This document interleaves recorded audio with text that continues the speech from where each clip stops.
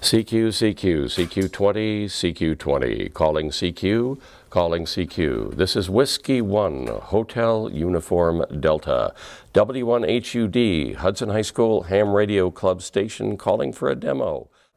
When the rest of the lights turn off in Hudson High School, one still shines into the hallway. Then, eventually, it too turns off. That's because, after all, it's controlled by a motion sensor, and the man in the room with it sits largely motionless, hunched over a pile of technology in a corner. That man is Hudson High School physics teacher Reed Pryor, and the tech he's hunched over is a ham amateur radio. He's operated these things for the better part of 5 decades, but in the past months, he's entered uncharted territory, installing a system in his classroom and an 18-foot antenna on the building roof, in hopes of soon helping students connect with the world using radio waves they control. Pryor recently invited me to sit in on a ham radio session taking place at the prime time for radio broadcasting, dusk. I got there early, however, so we got to talking about the system and his love for it. How did you first get into ham radio? How did I get into it? I was in the school library one day on lunch hour, and I saw a book about radio, amateur radio. I was 10 years old, and it was sort of one of these how-to books for kids. And I checked it out, and I took it home, and I read it, and I got really excited about it. I thought this would be really fun. Now, my father's a doctor, and he was sort of a techie guy, and I went up to my dad, and I said, "Dad, this sounds really, really cool. Would you be interested?" What I'm thinking is, somebody's got to buy the equipment, right?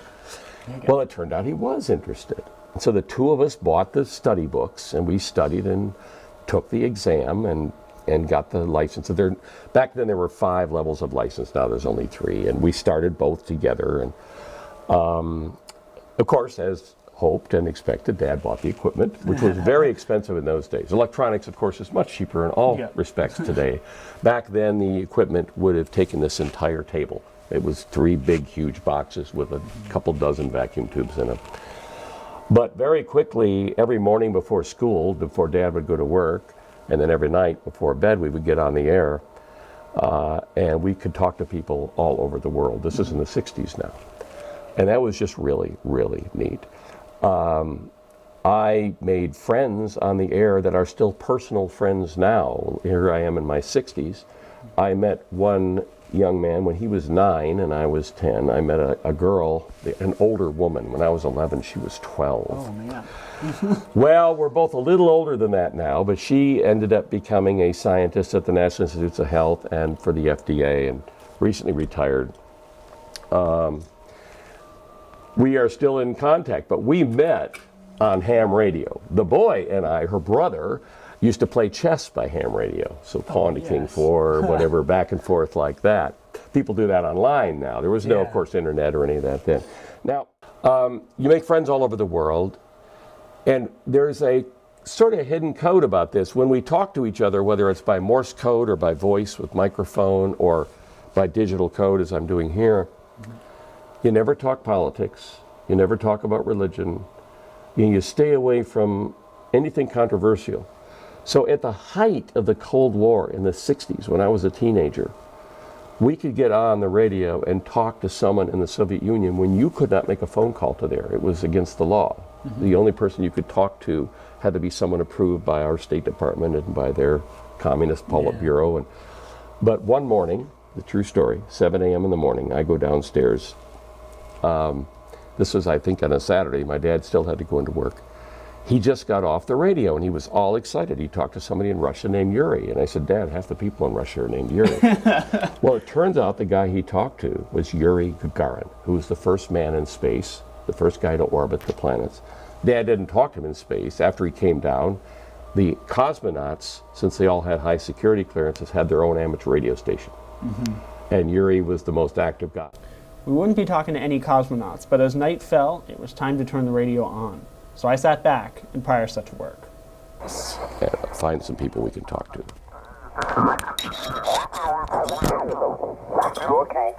Spinning through the frequencies of radio waves the machine in front of us received, we quickly found an operator transmitting from Italy. So Pryor jumped on the mic and tried to make contact. Whiskey 1, Hotel Uniform Delta. But we can't get through. This is what we call a pile-up in ham radio. So it just is the beginning of the really opening of the bands. It happens in the very early evening. It's just not even dusk yet. So what happens is a lot of Americans are sitting here waiting for the ionosphere to change. You hear his signal is good. So many of us pile in to call him at once. So he'll call the ones he hears the best first. We have a very weak station, only 100 watts. You can have up to 1,500 watts. So we may have to wait our turn with some of these guys.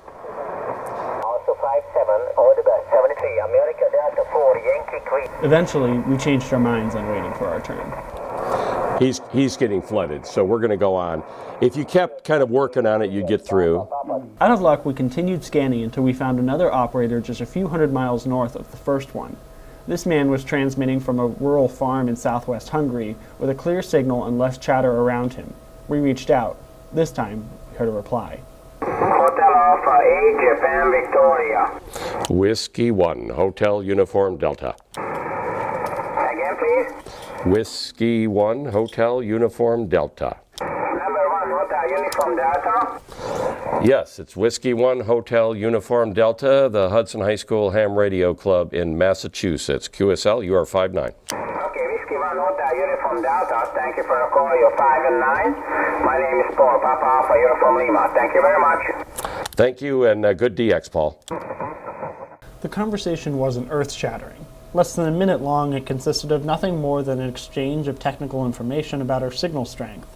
But, regardless of topic or substance, we had just, with nothing more than our shoebox-sized radio and a metal pole on the roof, sent our words instantaneously across an ocean and countless countries to a man with similarly localized equipment doing the exact same. We didn't need cell towers or undersea internet cables to do this. No, instead we just needed our radio and the antenna. Thanks to the internet, though, we were able to learn even more about this man with whom we had just had this remarkable connection. So we just spoke with Paul, and we looked him up on the web. Here's his call sign, HA8JV. You'll notice that doesn't flow out of the mouth very well. So we use phonetics in ham radio. So this is Hotel Alpha 8, Juliet Victor. It's kind of unambiguous what the letters stand for. His name is Paul, spelled P-A-L. He's in Hungary. And down here on the map, by just typing in his call sign, I can actually see a bunch of information about him. Where he's located, the distance from our station right here at Hudson High to him is 4,278.5 miles.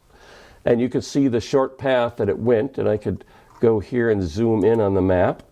And this is the path that the signal had to take. And we can zoom right on in and go to Paul's home. Let's see, where did he go here? There we go. And what part of Hungary we might find him. And we can go to his biography and look at here. It shows pictures of his antennas. Let's see if he has pictures of himself. Here he is. He's a fisherman. Now, the one we talked to was JV. That's this guy. So we just spoke with this man. There are 3 ham radio operators here, 3 old guys. Look at the size of that thing, that fish they caught. And there he is. So you can put a face with the voice. After documenting Paul from Hungary in a special logbook, the same type in which Pryor has logged every ham radio conversation he's ever had, we moved on once again.